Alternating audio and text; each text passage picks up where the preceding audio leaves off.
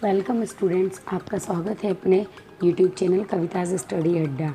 आज हम class 12th के second chapter a friend who came from the sky के बारे में पढ़ेंगे। ये कहानी एक छोटी सी बच्ची की है जो व्हील चेयर पे चलती है। और ये मार्च का महीना था जब अचानक से तेज़ हवाएं चलने लगी और थंडर स्टॉर्म अर्थात तूफान सा आने लगा और ठंडी ठंडी हवा बह रही थी आकाश में और बच्चे नीचे खेल रहे थे। मिनी उन्हीं बच्चों को खेलते हुए देख रही थी। ये उसको बहुत अच्छा लगता था छोटे बच्चों को खेलते देखना। मिनी व्हील चेयर पे रहती थी, वह नीचे नहीं जा पाती थी और उसके कोई दोस्त भी नहीं थे। मिनी की मम्मी ने उसको कहा कि मिनी अंदर आ जाओ, लेकिन मिनी ने कहा मम्मी मैं थोड़ी देर और रुकना चाहती हूँ। और उसकी माँ ने कहा कि बच्ची बेबी आप जल्दी अंदर आ जाइए, नहीं तो बारिश आ जाएगी। तो उसने नीचे झांकते हुए बच्चों को खेलते हुए देखना चाहा कि बच्चे कैसे खेल रहे हैं। उसने व्हील चेयर पर बैठे बैठे नीचे झांकने की कोशिश की। उसको अच्छा लगता था बच्चों को खेलते देखना। मिनी एक 12 साल की छोटी सी बच्ची थी जो लकवे से ग्रस्त थी। लकवे से ग्रस्त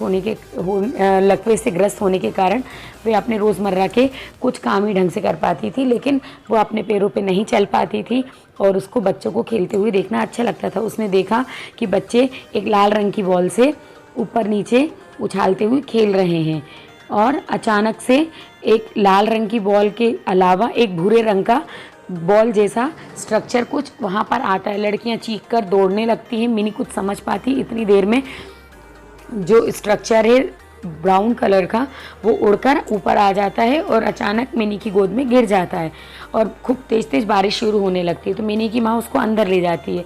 थोड़ी देर बाद मिनी देखती है कि वो ब्राउन कलर का स्ट्रक्चर एक छोटी सी बतख है। वो अपनी माँ से कहती माँ ये एक छोटी सी बतख है जो घायल है। और उसकी माँ उस बतख को उठाना चाहती है तो वह बतख उसकी माँ को काट लेती है और बतख एक कोने में जाकर मिनी के रूम में बैठ जाती है। थोड़ी देर बाद उसकी माँ उसको बतख को खाने के लिए बहुत सी चीज़ें देती पर वह बतख कुछ नहीं खाती। फिर मिनी अपनी माँ से कहती माँ उबला हुआ चावल, दूध और शक्कर ले आओ, मैं बतख को खाना खिलाऊंगी। उसकी माँ वैसे ही लाती है तो वो उस चावल को दूध में मसल कर और जो इंक भरने वाला ड्रॉपर होता है उसकी सहायता से बतख के मुंह में डालती है और खाना जब बतख के पेट में पहुंचता है तो बतख को बहुत अच्छा लगता है और उसकी आंखों में चमक आ जाती है। उसके बाद उसके वो अचानक से मिनी बोलने लगती है इसका नाम मित्र है, मैं इसको मित्र पुकारूंगी। उसकी माँ खुश हो जाती है। फिर उसकी माँ कहती है कि ये तुम्हारा अच्छा मित्र है। अचानक उसके पापा आ जाते हैं और वो बोलते हैं कि तुम्हारे मित्र का बिस्तर कहाँ लगा दें। तो वह बोलती है कि मेरे बिस्तर के पास ही इसका बिस्तर लगा दीजिए, अचानक इसको कभी ज़रूरत पड़ी तो। जैसा मेरी ने सोचा था वैसा ही उसके पिताजी ने किया, लेकिन उसकी जो नई मित्र थी उसको किसी प्रकार की से उसने मिनी को परेशान नहीं किया, कोई उसको ज़रूरत नहीं पड़ी।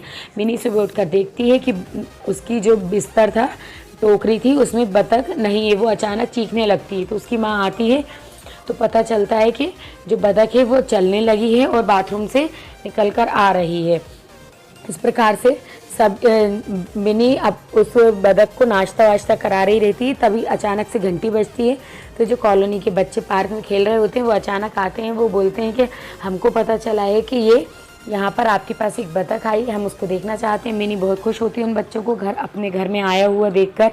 अचानक से उन बच्चों के बीच में से एक जो अंजू नाम की लड़की रहती है वो बोलती है कि इसका कोई मित्र नहीं बन पाएगा क्योंकि ये अपंग है। और अचानक उसको अपने बोलने पर पछतावा होता है तो वो अपने मुंह पर हाथ रख लेती है। फिर मिनी बोलती है नहीं ये अपंग नहीं है, हम इसको मिलकर मजबूत बनाएंगे।